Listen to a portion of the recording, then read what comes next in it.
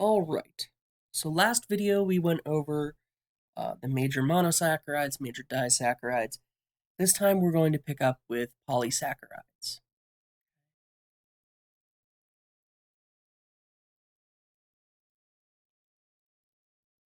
Okay, and we're going to talk about different classes of that. Typically, polysaccharides are called glycans. All right. Smaller polysaccharides, which is anything that's about 10 to 15 monomer units,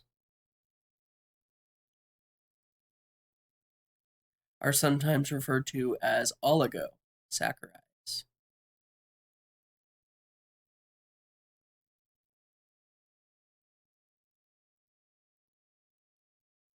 Okay. There's two different classes of glycans. Okay, we have homo and hetero. Okay, homoglycans are all one monomer unit.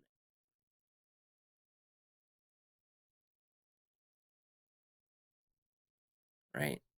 So an example would be polyglucose. Right. Heteroglycans are two or more monomers. Okay. Right. So, we might have glucose, fructose over and over again. Right? That would be a heteroglycan. Okay. Starch, glycogen. Okay. Cellulose, and chitin. These are all examples of homoglycans.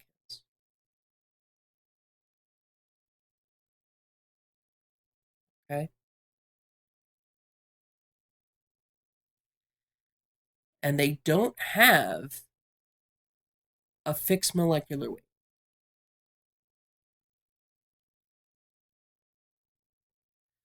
So polymers are tricky in terms of getting a molecular weight because it depends on how many units you consider, right? So typically they're classified based on how many monomer units that you have. Okay, they're sold as like 1,000 or something like that monomer units in a strand on average. And that gives it an average molecular weight, but there's no fixed molecular weight. Starch does not have a molecular weight of 10,000 grams per mole, because it's dependent on the strand length of monomer. Okay, so starches are our primary food heteroglycan. What is this? I don't care about the sync status. Okay, or our primary food glycan, and it comes in two types: amylose, okay, and amylopectin.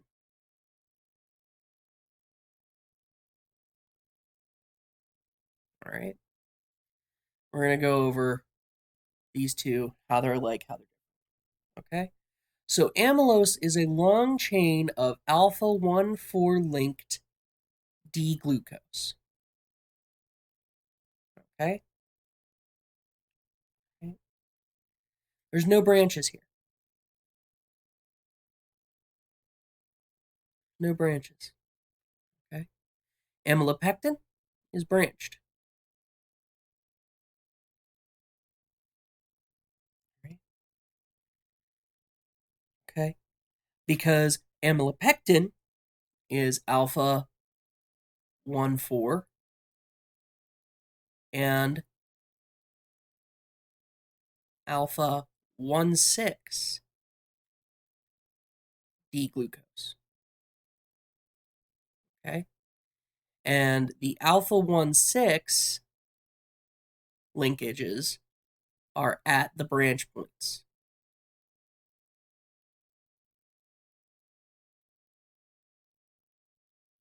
Okay? Right. This has one reducing end.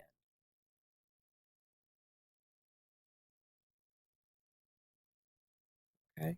This has one reducing end, one non-reducing end. It forms a helical structure.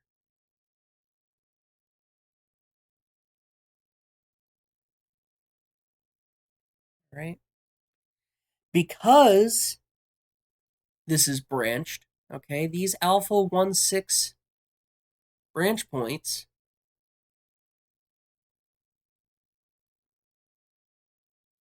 block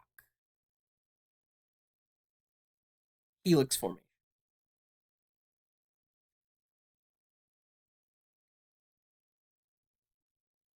Okay? So we can't make this into a helix, whereas amylose actually forms into a long helix of glucose molecules. Kind of like that. And your book has a really good figure, right? Whereas amylopectin can't do that. Okay? Amylopectin, kind of forms this weird network of carbohydrates.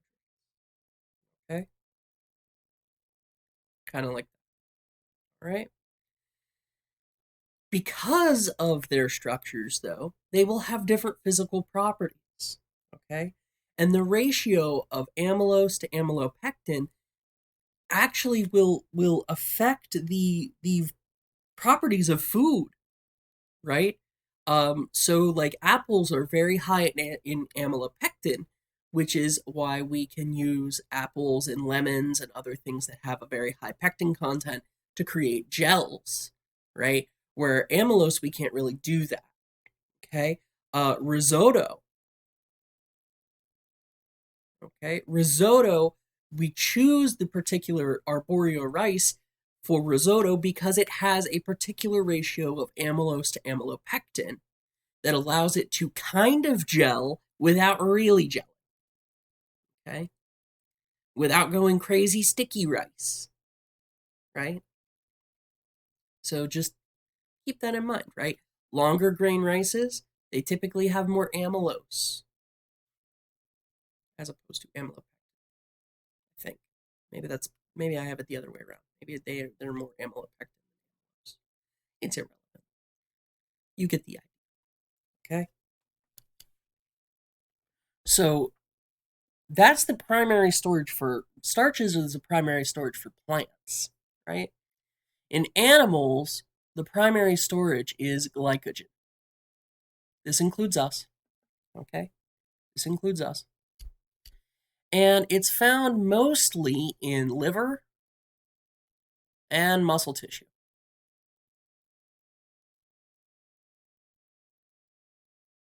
Okay.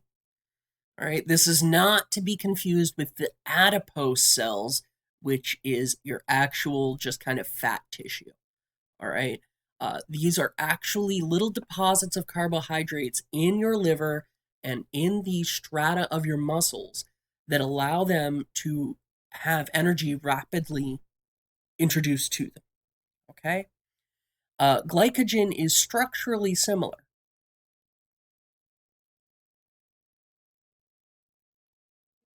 To amylopectin.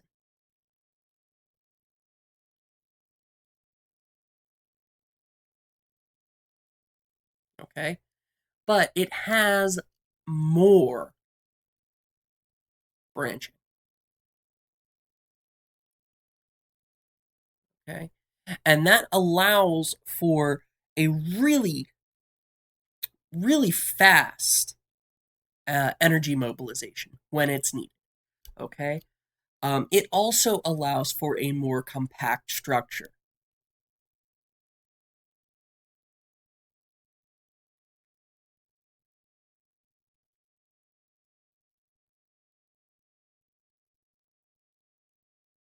Okay.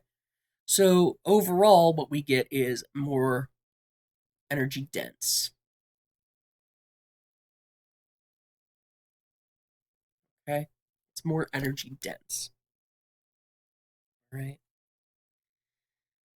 Cellulose, we're familiar with, right? Because cellulose is primarily what makes up plant cell walls. Now, most of us have probably heard that celery has negative calories, right? And that's because celery is mostly cellulose, and that is beta 1,4-D glucose. Okay? Right? We lack the enzyme to digest this directly. Okay? And so in our body, it has to be converted from beta 1,4 to alpha 1,4. All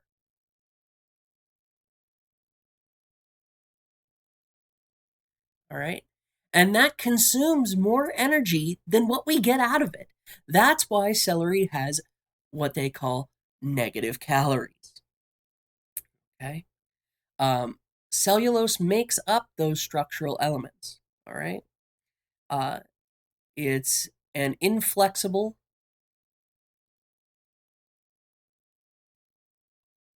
all right, an inflexible sheet-like structure.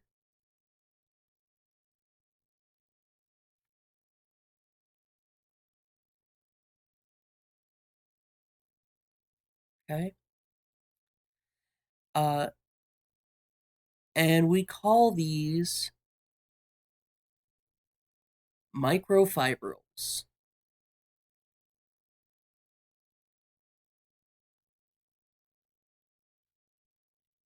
Microfibrils. Okay? Now, the amazing thing about these is that they have a tensile strength, right?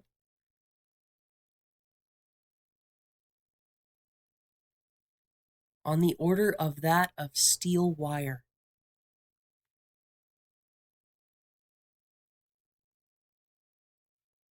Okay? So just let that sink in for a minute.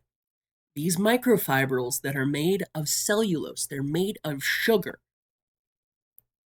can withstand stretching to the same degree as steel wire. It's pretty amazing, if you ask me. Okay? But then you didn't ask me. Or maybe you did. I don't know. Because I can't see your face, which is awful, which is why this is so awkward for me. Okay? All right. Enough of my rambling. Let's talk about heteroglycans.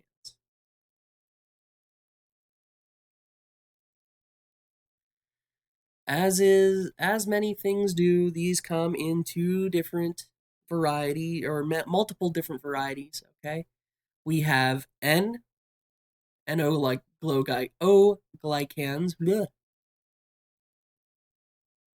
Okay, we have glyco.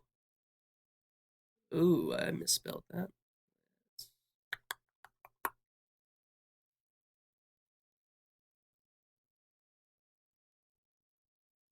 Glycoaminoglycans.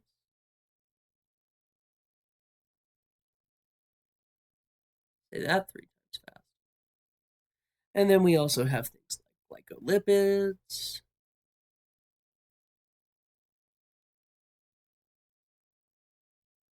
glycoproteins, so on and so forth. Okay. So N and O glycans,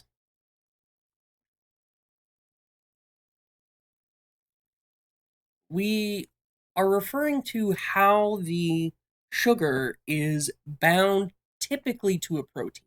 Okay.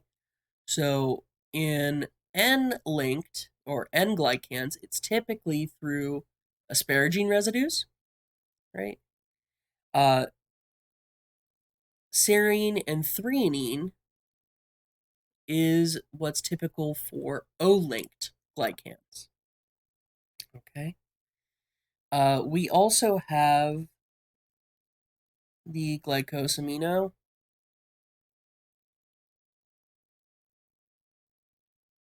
I'm not going to rewrite that. Okay. Uh, these are things like hyaluronic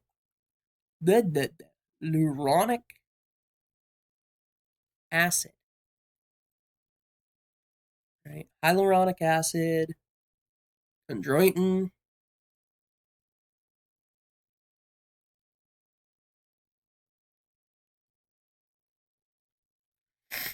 chondroitin sulfate, right? Dermatan sulfate,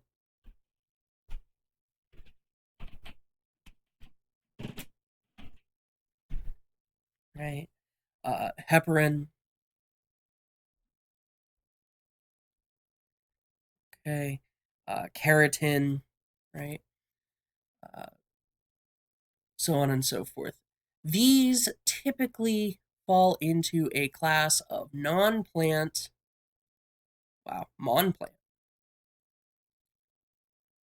non-plant structural molecules.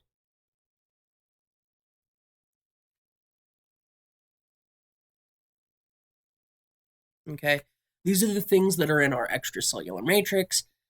Things like dermatan sulfate. That's in our skin, right? Chondroitin is in our joints. Hyaluronic acid is a very popular component. You'll see it abbreviated as HLA. That's a very popular component in a lot of cosmetics because that has benefits for the skin. Um, Heparin, I believe, is a skin protein. A skin glycosamino glycan. And keratin that I mentioned but didn't write down is primarily what you find in your hair and your fingernails, right? So these are structural molecules that are found in animals. Okay. No, that's not what I want. I want to clear the canvas. Thank you. Right. So that brings us to glycoconjugates.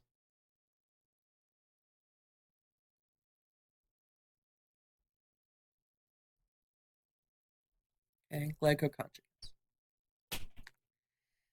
Right. These are saccharides plus some other molecule. Okay. Most common is either a lipid or a protein. Okay. All right. So we can have proteoglycans.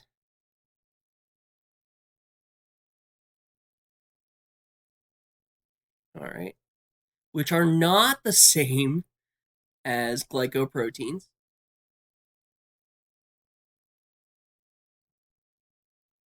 All right. Because proteoglycans are mostly glycan by mass. Right. Glycoproteins are mostly protein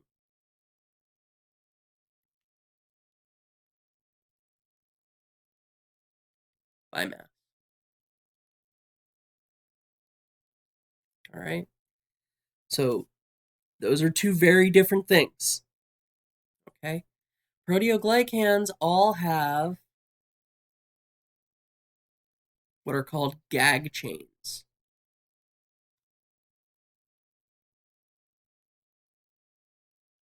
Okay. Uh, Linked to core proteins.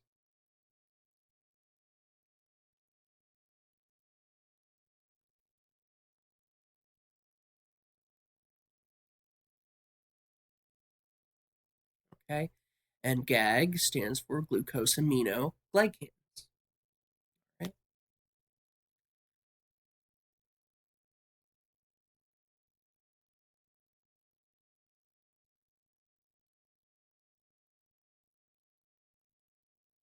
Right? proteoglycans are made in the Golgi.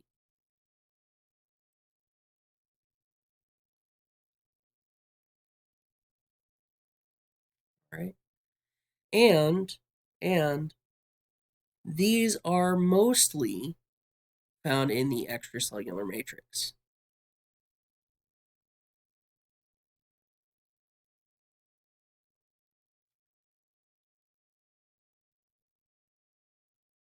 Okay? This is essentially cell glue. All right? These are membrane anchors. These are involved in the membrane reactions, and they're what keeps our cells from just floating away from one another. Okay? Glycoproteins are mostly proteins, all right, with a little bit of carbohydrate on them. Okay? Often they're O-linked. Okay? And when we see that they're O-linked, we call them mucins. Okay? And that's because they're often found in the mucus and the mucous membranes, right? So they're formed in the mucosa.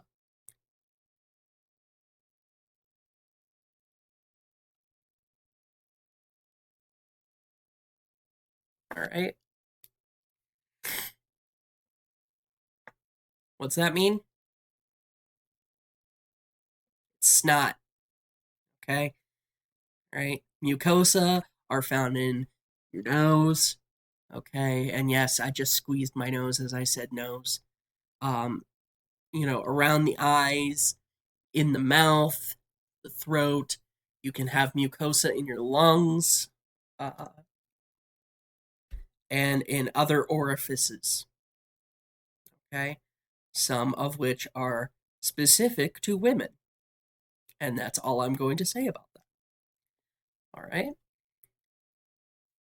Okay. Most often, glycoproteins act as transport proteins. Okay? They carry stuff across cell membranes. Okay? But they also function as clotting factors, enzymes, okay, and other stuff. Glycoproteins outnumber proteoglycans in the human body. Okay, the carbohydrates in a glycoprotein are involved in folding and recognition.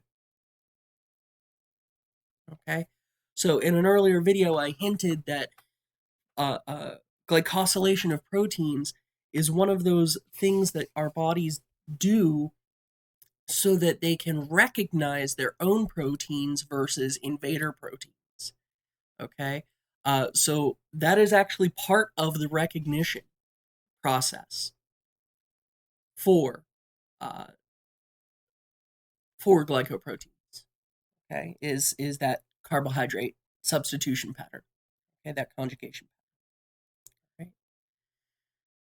So this chapter ends with the sugar code. Okay, so just like in proteins, we had 20 amino acids, right? There are a heck of a lot more sugars, right? So we can use uh, carbohydrate-bound proteins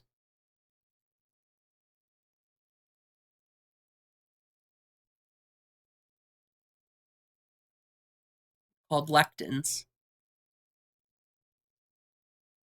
okay, to encode sugars, right? And this will make a little bit more sense when we talk a little bit more about DNA and how proteins are transcribed from DNA, right? There's a similar process for DNA that specifies different sugars, and lectins recognize that, and they're able to, kind of select the appropriate sugar to go into a molecule. Okay. Um, Typically, all right, They will bind a carbohydrate in a carbohydrate recognition domain, okay? And then they will uh,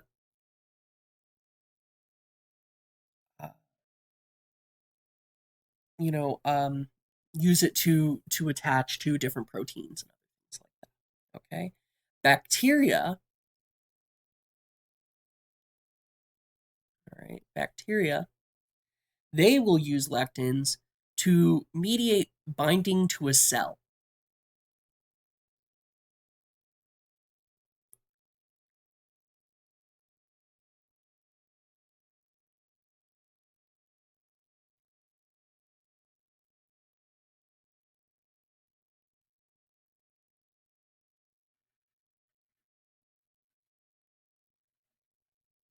Okay, so bacterial lectins will actually allow the bacteria to stick to cell membranes.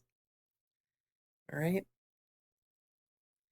That about covers everything from the carbohydrates chapter that I want to talk about for us. Okay. What we are going to do in the next video is we're going to start talking about metabolism. Um, and we're going to break that down. We're going to look at the various reactions involved, and we're going to, talk about how we metabolize carbohydrates. We're not going to go into advanced metabolism just yet. We're going to go after that into nucleic acids because I want to make sure we cover that. But, you know, we're well on our way. I'll see you in the next vid.